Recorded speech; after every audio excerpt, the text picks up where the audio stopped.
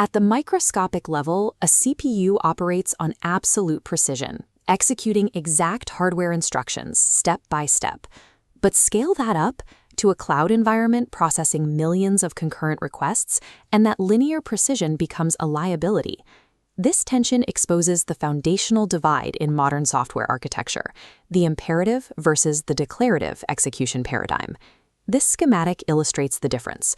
On the left, the imperative paradigm dictates how a system operates, issuing commands that alter a single block of state. On the right, the declarative paradigm defines what transformations happen, passing data through independent nodes without altering the source. To survive the massive concurrency demands of modern applications, traditional object-oriented languages like Java are now cannibalizing functional, declarative architectures. Scaling software is no longer constrained by managing physical hardware. The primary challenge is taming the chaos of mutable state.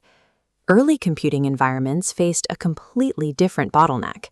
Memory was a strictly limited physical constraint. In the 1970s, Dennis Ritchie developed C at Bell Labs to solve this exact problem, creating an imperative language designed for low-level access with almost zero runtime overhead. By design, C statements map directly to the sequential instruction sets of a CPU. This allowed engineers to write entire operating system kernels in a language other than pure assembly. C gave developers absolute, uncompromising control over platform hardware and memory allocation. It deliberately omitted built-in safety abstractions to maximize execution speed. This raw power required a severe trade-off. The C compiler assumes the programmer is flawless, perfectly tracking and managing every change to the system's mutable state. In C, managing memory is entirely manual. A developer uses commands like malloc to request a specific block of arbitrary size directly on the heap.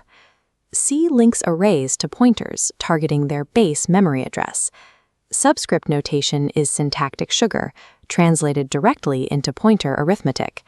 Therefore, arrays are never copied into functions. The system passes the starting address, and the pointer advances incrementally through the blocks. Bypassing the need to copy large datasets eliminates allocation overhead. The resulting data operations are highly computationally efficient.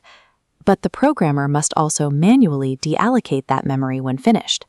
A single error leaves memory trapped as a leak, or creates a dangling pointer referencing data that no longer exists. C even permits typecasting and type punning, allowing the programmer to bypass the type system entirely and rawly reinterpret the underlying bits of a data object. By removing these safety nets, C provides execution speeds that map directly to hardware capacity, free from the overhead of runtime management. However, this creates an environment where state corruption is a byproduct of any programming oversight. That manual state manipulation functions efficiently in a single-threaded environment, but modern execution is highly concurrent. If a developer writes past their allocated memory boundaries, they trigger a buffer overrun, corrupting adjacent data. In a single thread, this crashes the program. In multiple threads, the damage compounds. This diagram shows a race condition. Two parallel processing threads attempt to access and alter a single shared memory block, the mutable state.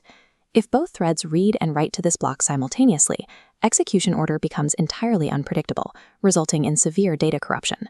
The traditional imperative solution is to manually build synchronized blocks and lock mechanisms, forcing threads to wait their turn. These manual thread locks inherently defeat the purpose of concurrent hardware. They create massive performance bottlenecks and require highly complex code to avoid infinite deadlocks. In a highly concurrent system processing thousands of requests per second, managing mutable state manually eventually hits a mathematical ceiling. Early Java was built around traditional object-oriented programming, specifically designed to encapsulate states and behaviors into class objects. For decades, Java relied heavily on its imperative collections API. Developers process data using sequential loop controls, like the standard for loop. Iterating through a list with a conditional loop is dangerous at scale. It inherently allows the original inputs to be inadvertently modified through side effects during the iteration.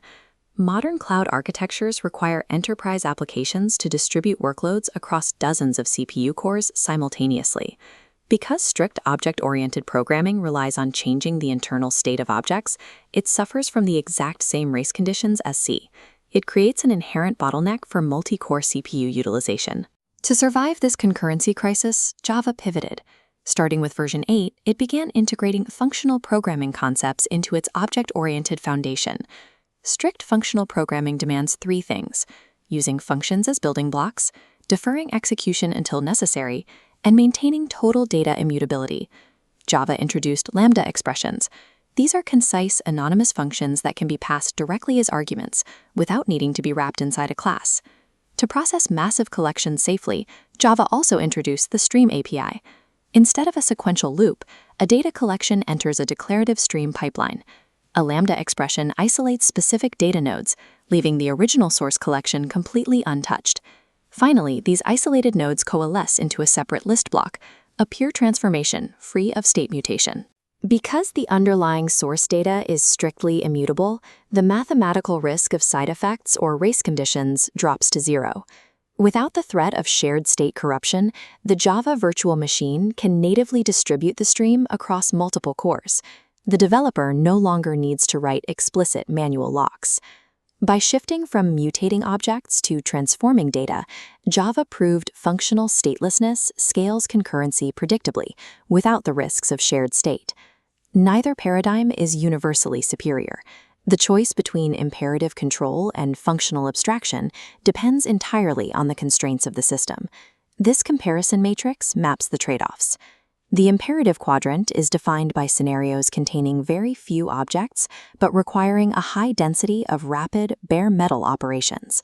This is why C remains the irreplaceable standard for operating system kernels, device drivers, and resource-constrained embedded systems.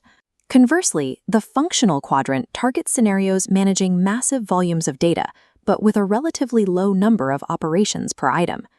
Functional multi-paradigm languages are engineered to dominate client-server web applications and enterprise data transformations. In practice, modern development relies on mixed ecosystems. High-level functional languages safely route millions of concurrent user requests, then call upon imperative C libraries to execute the computationally intensive back-end math. There is no perfect programming language. There is only the correct application of a paradigm to overcome a specific hardware or concurrency constraint. Software engineering began by fighting the physical constraints of limited memory. Today, the challenge is surviving the limitless, chaotic scaling of concurrent state. System architecture requires a strategic trade-off, balancing the need for absolute control against the need for inherent safety. Developers must decide whether to manage the hardware complexity manually with imperative precision or manage data scaling safely through functional abstraction.